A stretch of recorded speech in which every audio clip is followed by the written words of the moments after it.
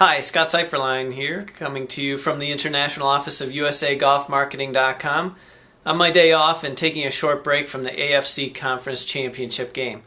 And I wanted to bring this video to you today because I've been hearing a lot about how direct mail does not work anymore and that it's a dinosaur. And I wanted to share some facts with you. And those of you that say that direct mail does not work, or you've heard from other people that direct mail no longer works, well, there's one reason for that, and that's because either you or they suck at it.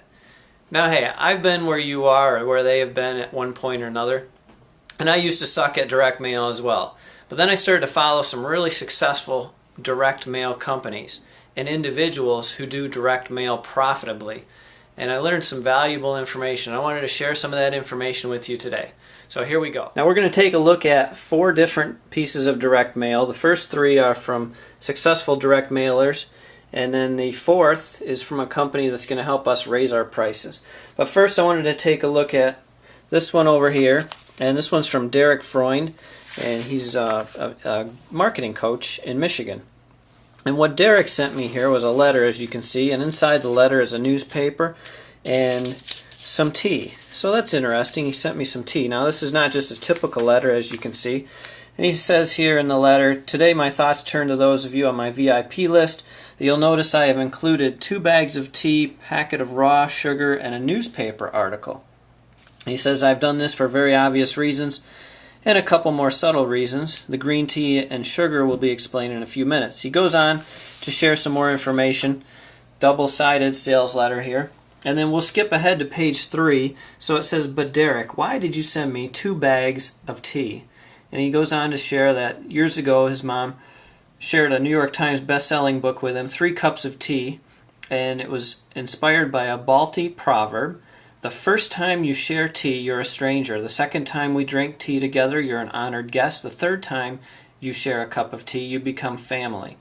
So, and then he goes on to explain that his VIP customers are like family, and he wants you to take this bag of tea and enjoy that tea while you sit back and read his newspaper article.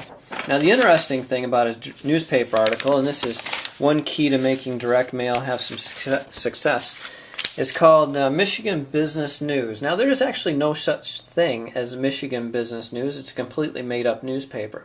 And there is a service that you can use and make up your own golf newspaper. So if you wanted to share some golf tips and content with your clients to make your direct mail more profitable, that is something that you can do. So you can see how he tied in some of the tea and the sales letter and the newspaper. So there's 3 big keys here. Number 1, it's not just a direct mail piece that gives you a special offer to buy golf lessons or to buy his marketing help. It's an extensive sales letter that gets you engaged into his programs. Then there's the newspaper articles, and then there's the gifts. On the outside of the envelope it said, "I have 2 free gifts for you inside." So that was another factor there in that successful direct mail piece. Now let's come over here and let's look at another successful direct mail company that's been doing it for years. And this one, on the outside of the envelope it says 2 free gifts, and then they are advertising some savings. And claim your free gifts, open the envelope. So there's a couple different ways to go about direct mail. You can do the sneak up direct mail where you have nothing on the outside of the envelope. You don't include your business return address, so people think it's a friendly letter from your neighbor, and that can increase response rates. And then the other way to do it is if you are going to have your business on the outside of the envelope, you might as well go about, since everybody knows it's already coming from a business, you might as well put some copy on the outside of the envelope that entices people to open the envelope. So who could refuse 2 free gifts? So let's take a look at what's inside here. And this is a rather fascinating marketing piece, and it comes from Omaha Steaks. So to start out, first of all, there again is copy, and a lot of copy. Very long copy.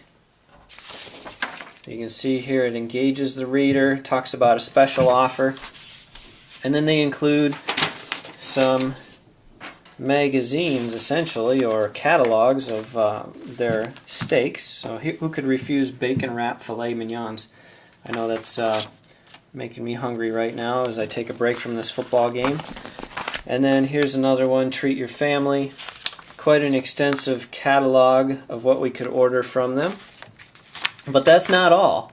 So this is loaded up direct mail piece. Here's a key. If you're sending out direct mail, send out an order form. Include an order form. Make it easy for people to order from you. So as you can see here, there's a phone number to order. You can also fax. There's a phone number for hearing impaired. Lots of different options. You can mail in the order form, or you can go online. I know it says somewhere on here, omahasteaks.com/mailing, so you can order it online. So multiple mechanisms for response. And then there's some additional little catalogs here, another little catalog here referencing 2 free gifts. And then here, this is key as well. Don't make it hard for people to respond to your offer. Include a postage paid return envelope. So those are a lot of key features of a successful direct mail piece. Not to mention, I didn't even get into the copy of the piece. There was lots of tactics that they used in there as well. Okay, so here's another direct mail piece. Now this is, I subscribe to this company, so they don't really do anything on the outside of the envelope to entice me to open the mailer, because I'm a subscriber and I'm already interested. But I haven't bought from them recently, so this is a fascinating piece that you can use for your lost customers. Here it says, Scott, we want you back. Hi, I'm Travis Lee at 3D Mail, and I'm going over my records, and I've noticed that it's been quite a while since we've heard from you. So he goes on to explain in the letter what I've missed out on by not ordering from them, and then he gives me a special offer here, and it's a multi-page sales letter, fast action response form. So again, there's that order form again. Fascinating. How many times have you actually included an order form in your direct mail piece? There's a good clue to success right there. And some special offers that he has going on right now, and then some testimonials on the back. And look at this. This is what I call 3D. This is what he calls 3D mail, and it's also known as dimensional mail, or lumpy mail. What it does is it makes your envelope stand out. So this happens to be a boomerang, obviously tied in with the "We Want You Back" campaign. So the key factor there is increasing response by including a grabber or 3D mail. Now this last piece here, this is just a magazine catalog, and I just wanted to highlight this here, not because it's a good direct mail piece, because it's not at all. It has no copy. There's nothing good about this direct mail piece. They didn't even send me a sales letter, but I just wanted to highlight a couple things here. For those of you that think you can't raise your prices in this economy, what do we have here? Here's a parka for $2,048. I'll skip ahead a few pages. We've got sweaters for $548. It's incredible what people are paying for things these days. Here's a coat, a mink coat for $10,625. On this page as well, there's a dress here for $1,320. So it's incredible. If for some reason you have doubts that you can't raise your prices in today's marketplace, you have to eliminate. Here's a shirt for $1,028. You have to eliminate that thought process and know that the sky is your limit here as far as pricing goes. So obviously you have to build in some good pricing strategies and reasons why you should implement those pricing strategies, but it is possible for you to raise your prices even in this economy. So that's all for now for the direct marketing and direct mail strategies. Hope you benefit from those. If you have any other questions from me, any other golf marketing questions, you can reach out to me at usagolfmarketing.com. And now back to the football game.